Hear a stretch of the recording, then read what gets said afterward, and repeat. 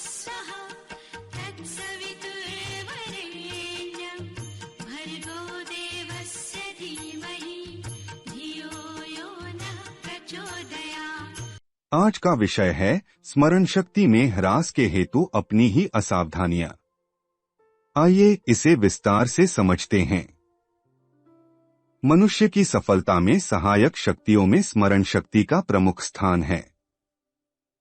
स्मरण शक्ति का तीव्र होना इस बात का प्रमाण है कि अमुक व्यक्ति का मस्तिष्क शक्तिशाली है।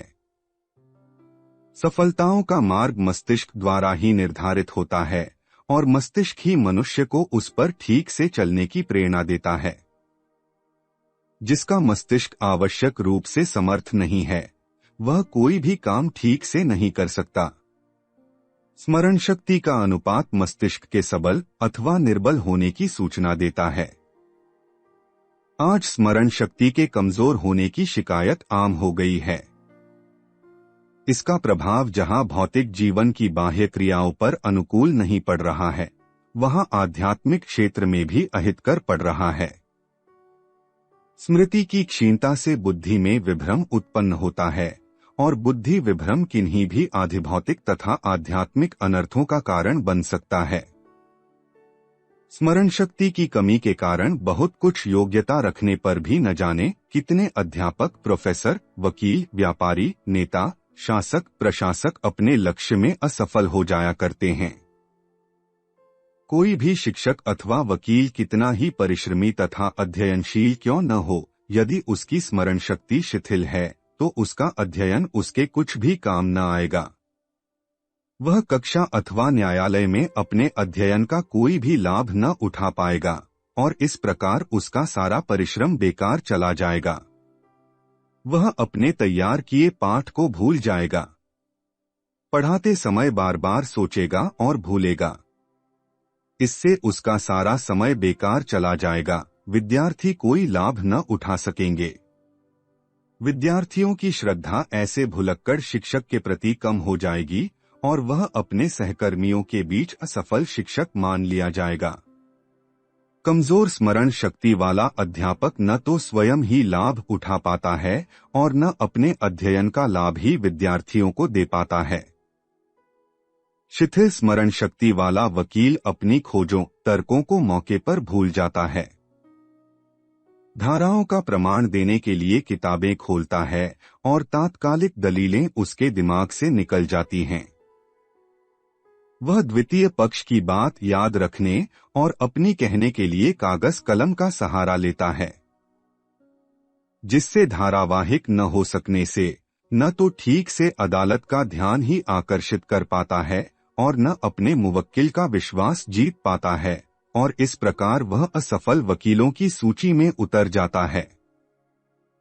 किसी भी व्यवसायी की स्मरण शक्ति कमजोर होना उसके लिए बहुत ही हानिकारक होती है। व्यापारी को नित्य प्रति सैकड़ों नए पुराने आदमियों के संपर्क में आना पड़ता है। उनकी रुचियों, प्रवृत्तियों तथा स्वभावों को याद रखना आवश्यक होता है। किस चीज का किस दिन क्या भाव था और उसके अनुपात से भविष्य में किस वस्तु का भाव क्या उतर चढ़ सकता है, इसकी जानकारी व्यापार क्षेत्र का एक विशेष गुण है। किंतु कोई भी व्यापारी इससे कृतकृत्य तभी हो सकता है जब उसकी स्मरण शक्ति सबल हो। निर्बल स्मरण शक्ति वाला व्यापारी व्यापार भले करता हो किंतु उसे एक सफल व्यापारी की कोटि में आने की आशा कम ही करनी चाहिए। नेताओं को भी अपने भाषणों, कथनों तथा संपर्क में आने वाले व्यक्तियों को याद रखना बहुत आवश्यक होता है। यदि वह कभी संपर्क में आए व्यक्तियों को भूल जाता है, संदर्भ के साथ उनसे बात नहीं कर पाता तो अपनी लोकप्रियता खो देता है।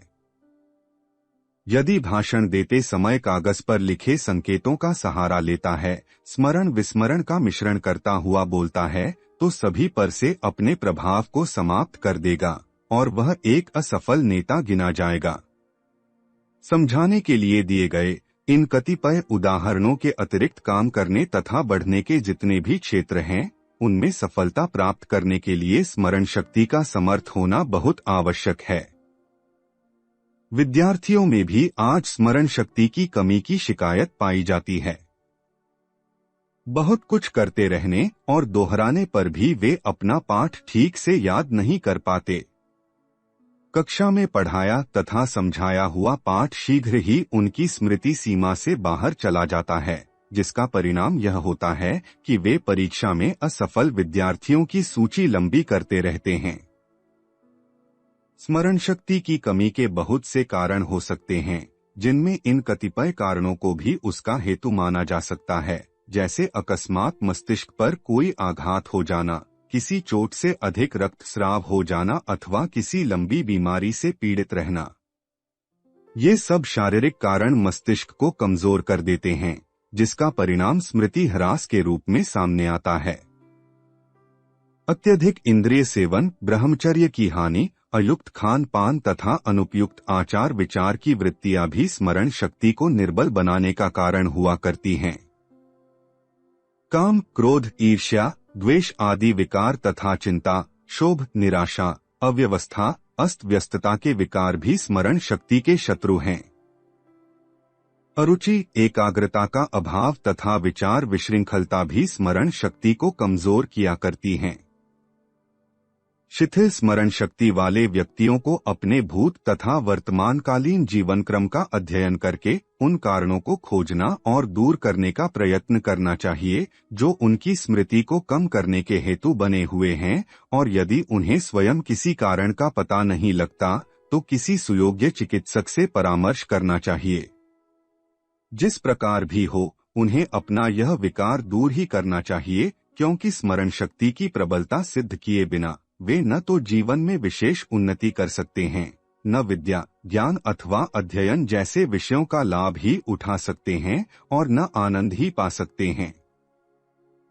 यदि कोई स्मरण शक्ति की शिथिलता का शिकार है तो उसे शीघ्र ही अपने उपयुक्त उपचार में लग जाना चाहिए। विलंब करने से दिन दिन स्मरण शक्ति क्षीण ही होती जाएगी। किसी आघात, रक्तस्राव अथवा शारीरिक कारण से स्मरण शक्ति निर्बल हो गई है तो उचित आहार एवं उपचार से उसकी पूर्ति की जा सकती है।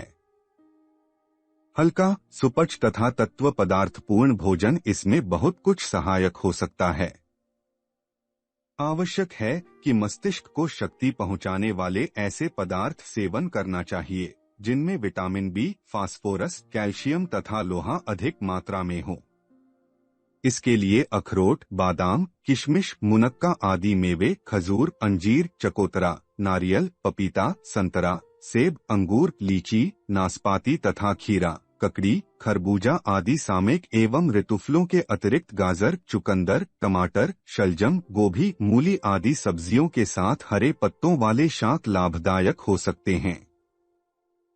मोटे आटे की रोटी, दलिया तथा मसूर, मटर आदि की दालें भी खाई जा सकती हैं। यह आवश्यक नहीं कि ऊपर दी हुई सारी चीजें हर एक को खानी चाहिए।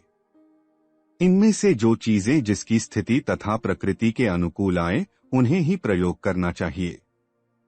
इनकी मात्रा के विषय में कोई माप तोल स्थिर नहीं की जा सकती। इसके विषय में केवल इतना ध्यान रखना ही काफी होगा कि खाई हुई मात्रा पूरी तरह से पच जाए और कोई विकार उत्पन्न न करे। समय पर सीमित मात्रा में अच्छी तरह चबाकर खाया हुआ भोजन सरलता से पच जाता है। पूरी तरह पचे हुए भोजन से शुद्ध रक्त का निर्माण होगा, जिससे शारीरिक वृद्धि के कारण मस्तिष्क का पोषण होगा और स्मरण शक्ति बढ़ेगी। दूध का प्रयोग भी मस्तिष्क को शक्ति प्रदान करता है, किंतु यह विशेषता केवल गाय के दूध में होती है।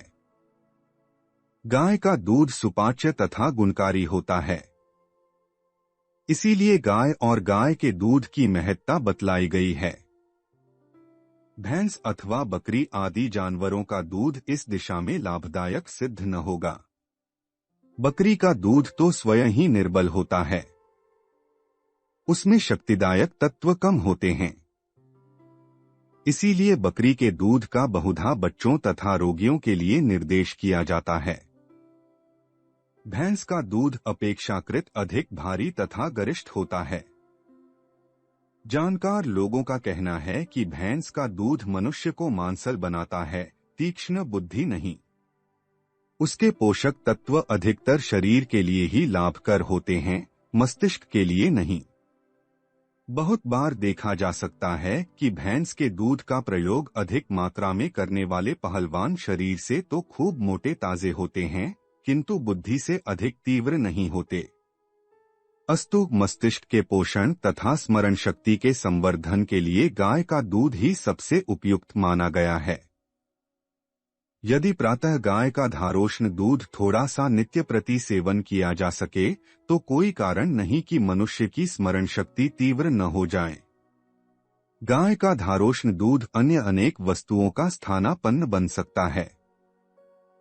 अत्यधिक असंयम अथवा काम, क्रोध आदि विकारों के कारण जो विस्मरणशील हो गए हैं, उन्हें हर प्रकार तथा हर उपाय से शारीरिक तथा मानसिक नियंत्रण का अभ्यास करना चाहिए। खान पान, आचार विचार अथवा रहन सहन सुधारने के साथ ही जो ब्रह्मचर्य की रक्षा की ओर उदासीनता बरतेगा, उसको लाभ होने की संभावना नहीं रहेगी। मस्तिष्क पोषक जिन तत्वों का संचय करके खो दिया जाएगा, उसका परिणाम शून्य ही होगा। मस्तिष्क को सशक्त तथा स्मरण शक्ति को बढ़ाने में ब्रह्मचर्य सबसे अधिक उपयोगी उपाय है। ब्रह्मचर्य के अभाव में शरीर भी शिथिल होगा और खाई हुई तत्वपूर्ण चीजें ठीक से पच भी न सकेंगी, जिसका परिणाम अपच तथा अपच जन्य रोगों के रूप में ही सामने आएगा। ऐसी दशा में स्मरण शक्ति की वृद्धि की आशा नहीं की जा सकती। स्मरण शक्ति के संवर्धन के लिए इंद्रिय निग्रह, ब्रह्मचर्य तथा नियम और संयम पहली शर्त है। ईर्ष्या, द्वेष, काम, क्रोध आदि मानसिक विकारों को स्मरण शक्ति का शोषक ही समझना चाहिए। ईर्ष्या, द्वेष और क्रोध तो स्पष्ट अग्नि ही हैं। जब ये विकार स्थूल शरीर तक को सुखाकर रख देते हैं, तब मनुष्य का मस्तिष्क तत्व तो सूक्ष्म तथा सुकुमार होता है। अत्यधिक कामनाएं भी मनुष्य को चिंतित बनाती हैं। चिंता को निर्धूम चिता की संज्ञा दी गई है। चिंतारूपी चिता में जलने वाला यदि अपने मस्तिष्क को सबल बनाए रखने की आशा करता है, तो वह दिन के स्वप्न देखता है। स्मरण शक्ति की शिथिलता का उपचार चाहने वाले व्यक्ति को चाहिए कि वह इन हानिकारक मानसिक वेगों, आवेगों तथा विकारों से अपनी रक्षा करे। इसका एक साधारण सा उपाय है सहिष्णुता, संयम, संतोष तथा स्वाध्याय का अभ्यास करते रहना, अधिक से अधिक प्रफुल्ल, प्रसन्न तथा प्रसादपूर्ण रहना। यह इस अभ्यास में बहुत सहायक हो सकता है। प्रसन्नचेता मनुष्य की स्मरण शक्ति वेग से बढ़ने लगती है। सुरुचि, सादगी, सरलता तथा स्वच्छता स्मरण शक्ति को बढ़ाने के अमोघ उपाय हैं। नित्य स्नान करके साफ सुथरे वस्त्र पहनने तथा अकुटिल व्यवहार करने से मन मस्तिष्क को असाधारण शक्ति मिलती है। स्वच्छ एवं प्रसन्न रहने से रक्त की शुद्धि होती है, जो बौद्धिक स्वच्छता में गहराई से सहायक हुआ करती है। इसके अतिरिक्त किसी कार्य में एकाग्रता, व्यवस्था तथा क्रमपूर्णता भी स्मरण शक्ति का संवर्धन किया करती हैं। जो काम अथवा जो व्यवहार रुचि के साथ व्यवस्थित तथा क्रम के साथ शांतचित्त रहकर किया जाता है, वह स्मरण शक्ति को प्रबुद्ध बनाता और उस पर अपना चिन्ह छोड़ता है। अध्ययनशील व्यक्तियों तथा विद्यार्थियों के लिए तो एकाग्रता एवं सुरुचि वरदान स्वरूप सिद्ध हुआ करती है। रुचि अथवा एकाग्रता के अभाव में कोई भी अध्येता अपने लक्ष्य में सफल नहीं हो सकता। संसार में सफलता के लिए स्मरण शक्ति का प्रबल होना बहुत आवश्यक है। जिनकी आकांक्षाएं ऊंची हैं, जिनके जीवन का कोई सदुद्देश्य है, उन्हें स्मरण की दुर्बलता से बचने के लिए स्मृतिदायक उपचारों तथा उपायों में उदासीनता नहीं बरतनी चाहिए।